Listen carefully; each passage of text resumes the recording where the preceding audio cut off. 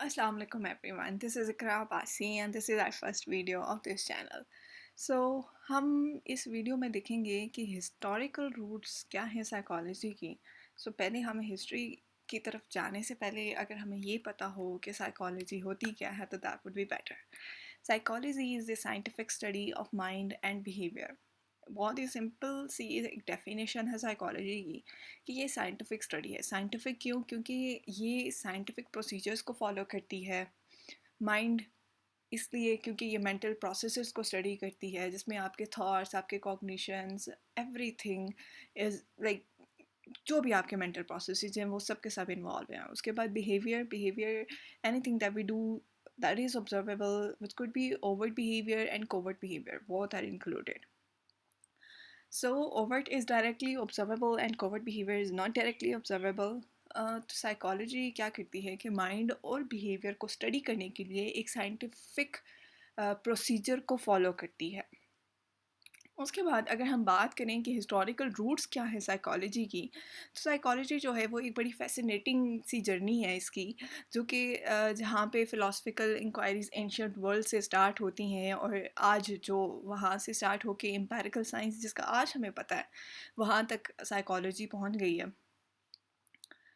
अगर हम देखें कि सबसे पहले शुरू कहाँ से हुई साइकोलॉजी, तो हमारे पास आती है डार्क एजेस.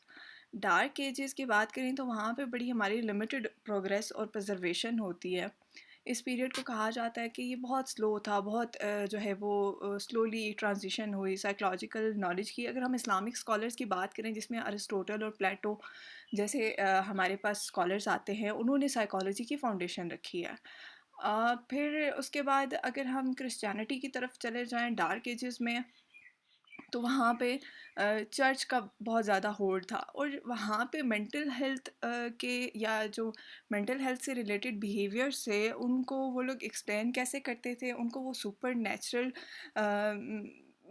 मतलब कॉजेज़ के साथ रिलेट कर लेते थे कि अगर किसी को मतलब कोई भी मेंटल हेल्थ इशू है तो that must be because of something super natural thing.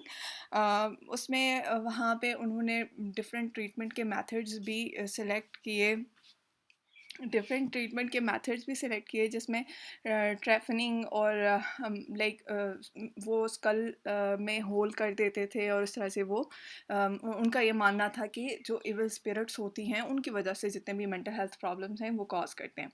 और फिर मेंटल हेल्थ प्रॉब्लम्स जो है वो उन की वजह से कॉज करते हैं और फिर वो उनका ट्रीटमेंट कैसे करते हैं कि वो उनके स्कल के अंदर होल करें और वो ये चीज़ इमेजिन करें कि भाई इस तरह से करने से जो इवल स्पिरिट है वो निकल जाएगी और जो है वो एक इंडिविजुअल जो है वो ठीक हो जाएगा. एक तो ये ट्रीटमेंट मेथड वो डार्क एजेस में यूज़ करते थे. इसके अलावा एक ट्रीटमेंट मेथड ये यूज़ करते थे कि वो उस बंदे को अकेला कर देते थे, लाइक इन आइसोलेशन. बिल्कुल उसको आइसोलेट कर देना ये उनके नज़दीक जो है वो एक सोल्यूशन था मेंटल हेल्थ प्रॉब्लम्स का. उस वक्त में जो रिलीजियस इन्फ्लुएंस था या आप कह लें कि जो जितने भी मेंटल हेल्थ इश्यूज थे उनको वो सिर्फ और सिर्फ जो है वो इसी सुपर नेचुरल और डिवाइन कॉजेज़ के भाई एविल स्पिरिट है या इस बंदे के जो हैं वो सिंस हैं जिनकी वजह से इसको मेंटल हेल्थ इश्यूज आ रहे हैं.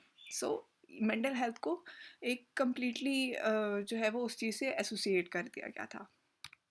फिर उसके बाद आते हैं मिडिल एजेस. मिडिल एजेस की अगर हम बात करें जिसमें रेनेसेंस और मिडिल एजेस में देखा गया कि साइंस और फिलॉसफी की रीबर्थ हुई. उसमें हम ह्यूमनिस्टिक पर्सपेक्टिव को किसी हद तक देखते हैं जहाँ पे उन्होंने इंडिविजुअल की बात की, वैल्यू की बात की, एजेंसी ऑफ इंडिविजुअल की बात की. फिर इस पीरियड को देखा जाता है कि यहाँ से जो है ना वो साइंस और रिलीजन की सेपरेशन शुरू हुई. और ज़रा एम्पिरिकल इन्वेस्टिगेशंस शुरू हुई इस एरा में कि कैसे ह्यूमन माइंड और बिहेवियर जो है वो उसको हम कैसे स्टडी कर सकते हैं एम्पिरिकली. साइंस को किसी हद तक रिलीजन से अलहदा किया गया. उसके बाद हमारे पास आता है अर्ली मॉडर्न पीरियड.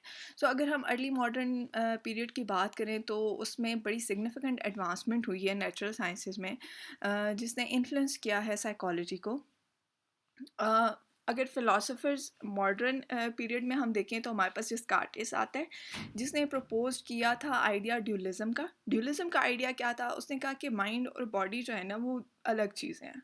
हम इन दोनों को रिलेट नहीं कर सकते। फिर उसने इसका एक पॉइंट ये भी था कि माइंड जो है वो at the point of birth it's an like a blank slate, जिसमें इसने कहा कि जो इन्वायरमेंट होता है वो इंसान के माइंड को इन्फ्लुएंस करता है। ये इस तरह के कॉन्सेप्ट्स इमर्ज होना शुरू हुए। फिर एम्पिरिसिज्म में जी यहाँ पे एक जॉन लॉक एक फिलोसोफर थे जिन्होंने ये कहा कि आपका जो नॉलेज है वो आपके सेंसरी एक्सपीरियंस पे बेस करता है, और वो आपकी ऑब्जर्वेशन को और आपके एक्सपीरियंस को कैसे इन्फ्लुएंस करती हैं। उन्होंने साइकोलॉजिकली इंक्वायरी करना शुरू की। सो हम देख रहे हैं कि कैसे आहिस्ता आहिस्ता जो है वो डार्क एजेस से एक ट्रांसमिशन होती है मॉडर्न साइकोलॉजी की तरफ, और कैसे जो है वो इमर्ज होते हैं कॉन्सेप्ट्स। इससे पहले जो अगर हम डार्क एजेस की बात करें तो वहाँ पे एक हिपोक्रेट्स का कॉन्सेप्ट भी आता है।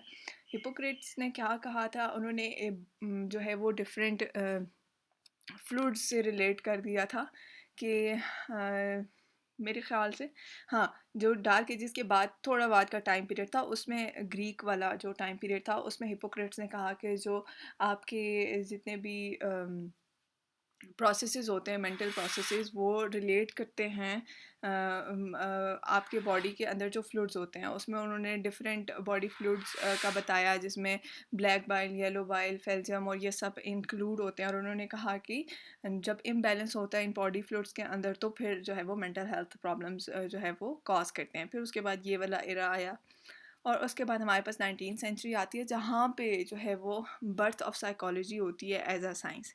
अब साइकोलॉजी की बर्थ कैसे हुई एज अ साइंस, अगर हम इसको देखें तो ये साइंटिफिक डिसिप्लिन कब बना, जब विलियम वुंड ने जर्मनी में लिप्जिग एक लैब एक्सपेरिमेंटल लैब बनाई लिप्जिग में, जो कि जर्मनी में लोकेटेड है। वो सबसे पहली जो है वो एक एक्सपेरिमेंटल साइकोलॉजी की लैब थी। अगर हम बात करें कि 1979 में उसकी बर्थ हुई साइकोलॉजी की एज एन एक्सपेरिमेंटल साइंस, और वुंड ने जो है वो फोकस किया कि कैसे जो है वो कॉन्शियसनेस के प्रोसेस होता है, कैसे इंट्रोस्पेक्शन का प्रोसेस होता है, और फिर इस तरह से एक साइकोलॉजी में आप कह सकते हैं कि रिसर्च की बुनियाद जो है वो विलियम वुंड ने रखी। फिर उसके बाद 20वीं सेंचुरी आती है। 20वीं सेंचुरी में जो है वो एक फ्लरिशिंग होती है साइकोलॉजिकल थॉट में। इसमें हमारे पास डिफरेंट पर्सपेक्टिव आ जाते हैं 20वीं सेंचुरी में। सबसे पहले हमारे पास बिहेवियरिज्म आता है, जो कि जॉन बी और वाटसन जो बी एफ स्किनर हैं उनके बहुत सारे हमारे पास एक्सपेरिमेंट्स आते हैं। उन्होंने बिहेवियर के ऊपर किया कि कैसे जो है वो बिहेवियर को डिफरेंट चीज़ें जो है वो इन्फ्लुएंस करती हैं या शेप करती हैं। इन्वायरमेंटल फैक्टर्स जो है वो कैसे रोल प्ले करते हैं। फिर उसके बाद हमारे पास psychoanalysis, the most famous one, कि कैसे सेगमेंट फ्राइड ने जो है वो देखा कि अनकॉन्शियस माइंड एग्जिस्ट करता है, और अनकॉन्शियस माइंड जो है वो कैसे हमारे बिहेवियर को और हमारे मेंटल प्रोसेसेस को कंट्रोल करता है। उसके बाद हमारे पास ह्यूमनिस्टिक पर्सपेक्टिव आता है। ह्यूमनिस्टिक साइकोलॉजी में Karl Rogers and Abraham Maslow थे, और उन्होंने एम्फेसाइज़ किया था कि कैसे जो है वो पर्सनल ग्रोथ जो है उसमें सेल्फ एक्चुअलाइजेशन, इसने मैस्लो ने हायरार्की ऑफ नीड्स दी, जिसमें उन्होंने बेसिक नीड्स से लेके हायर नीड्स तक बताई। उन्होंने कहा कि जब तक बेसिक नीड्स फुलफिल नहीं होती है, एक इंडिविजुअल जो है वो हायर नीड, जो कि सबसे हायर नीड सेल्फ एक्चुअलाइजेशन किया, वहाँ तक नहीं पहुँच सकता। सो इन्होंने एक वो वाला पर्सपेक्टिव दिया। फिर उसके बाद कॉग्निटिव साइकोलॉजी का पर्सपेक्टिव आया। कॉग्निटिव पर साइकोलॉजी की अगर हम बात करें तो मिड 20वीं सेंचुरी में आपका फोकस होता है दोबारा से माइंड की तरफ, मेंटल प्रोसेसेस, जिसमें आपकी मेमोरी, परसेप्शन, प्रॉब्लम सॉल्विंग, उस चीज़ के ऊपर फोकस किया गया। तो ये सारे जो थे 20वीं सेंचुरी में हमारे पास पर्सपेक्टिव्स आए। उसके बाद अगर हम अब मॉडर्न एरा की बात करें तो आज की अगर साइकोलॉजी की बात करें तो बड़ी एक इंटीग्रेटिव सी साइंस है, जो कि इनकॉर्पोरेट करती है डिफरेंट पर्सपेक्टिव्स को, जिसमें बायोलॉजिकल पॉइंट ऑफ व्यू भी है। हमने देखना है कि कौन से बायोलॉजिकल इश्यूज हैं जो कि मेंटल हेल्थ को इफ़ेक्ट करते हैं। हमने साइकोलॉजिकली देखना है कैसे इंडिविजुअल के थॉट पैटर्न जो हैं वो उसको इन्फ्लुएंस कर रहे हैं। हमने फिर उसके साथ साथ अब कल्चरल जो है वो चीज़ों को भी इन्वॉल्व करना शुरू कर दिया है। डिफरेंट थेरीज़ हैं जो कि हमें बताती हैं कि भाई कैसे कल्चर जो है वो इन्फ्लुएंस करता है एक इंडिविजुअल के बिहेवियर को। फिर उसके बाद हम जो है वो देखते हैं कि कैसे जो ह्यूमन थॉट और बिहेवियर इन सारी चीज़ों से इन्फ्लुएंस होते हैं। और अब मॉडर्न एरा में जो सबसे इम्पॉर्टेंट चीज़ है वो टेक्नोलॉजिकल एडवांसमेंट है। जब हम देखते हैं कि न्यूरो इमेजिंग और जो जेनेटिक टेस्टिंग है, इस तरह की न्यू डेवलपमेंट्स हो गई हैं। और मतलब एक न्यू डायमेंशन से माइंड को स्टडी किया गया है, जिसमें हर एक तरह से हर एक पर्सपेक्टिव को इन्वॉल्व किया गया है। बड़ी इनकॉर्पोरेटिव सी जो है वो डायमेंशन, या आप कह लें कि पर्सपेक्टिव को लेके चल रहे हैं। तो साइकोलॉजी जो है वो अब जो है वो हर किस्म के कंटेम्प्रेरी इश्यूज़ को, चाहे वो मेंटल हेल्थ के हैं, इन्वायरमेंट का क्या इम्पैक्ट है बिहेवियर के ऊपर, हर एक चीज़ को लेके चल रही है। और अब साथ साथ में टेक्नोलॉजी की भी इंटीग्रेशन हो चुकी है डेली लाइफ में। So while concluding this video, अगर हम बात करें कि हिस्ट्री ऑफ साइकोलॉजी, तो ये एक बड़ी ही अम्यूजिंग सी है कि कैसे साइकोलॉजी एक डार्क एजेस से स्टार्ट होती है, जहाँ पे बिल्कुल ही कोई मेंटल हेल्थ का कॉन्सेप्ट ही नहीं था। जहाँ पे मेंटल हेल्थ को सिर्फ और सिर्फ इवल स्पिरिट से एसोसिएट किया जाता था। और जहाँ पे जो है वो सिर्फ और सिर्फ एक इंडिविजुअल को बिल्कुल एसोलेट कर दिया जाता था कि हाँ, अगर ये इसको मेंटल हेल्थ इश्यूज़ हैं तो इसको अकेले रहना चाहिए, या इसको इसके साथ इनह्यूमन ट्रीटमेंट्स होते थे। और वहाँ से लेके अब तक जहाँ पे एक साइकोलॉजी की बिल्कुल ही डाइवर्स फील्ड आ चुकी है, जहाँ पे हर एक पर्सपेक्टिव को स्टडी किया जाता है। यहाँ पे साइकोलॉजी के डिफरेंट ब्रांचेस हैं, जिसको हम न्यू वीडियो में डिस्कस करेंगे। और अब जहाँ पे टेक्नोलॉजी को भी इंकॉर्पोरेट किया जा रहा है। सो अब की साइकोलॉजी जो है वो एक न्यू इंसाइट हमें प्रोवाइड करती है कि ह्यूमन को हम कैसे स्टडी कर सकते हैं, ह्यूमन बिहेवियर को हम कैसे स्टडी कर सकते हैं, और क्या इसके कॉजेज़ थे। सो अगर आपको वीडियो पसंद आई हो तो do like, share and subscribe. Thank you.